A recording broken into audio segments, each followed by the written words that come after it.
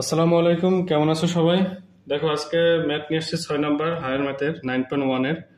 এই ম্যাথটা খুবই ছোট বাট খুবই ইম্পর্টেন্ট, ঠিক আছে? তো ম্যাথটা দেখো, দেওয়া আছে যদি এ এর পাওয়ার পি সমান বি, বি এর পাওয়ার কিউ সমান সি, সি এর পাওয়ার আর সমান এ হয়, তবে পি কিউ আর সমান 1। এই ম্যাথটা খুবই ইম্পর্টেন্ট।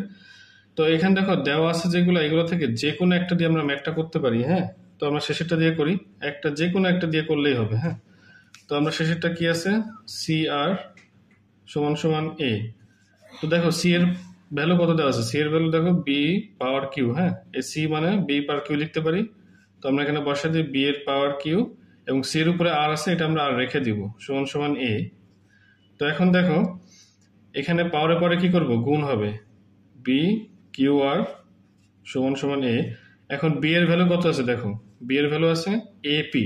তো আমরা বি এর জায়গায় এপি লিখবো, এ পাওয়ার পি, এবং তার উপরে কি আছে, কিউ আর আছে, ঠিক আছে, সমান সমান এ।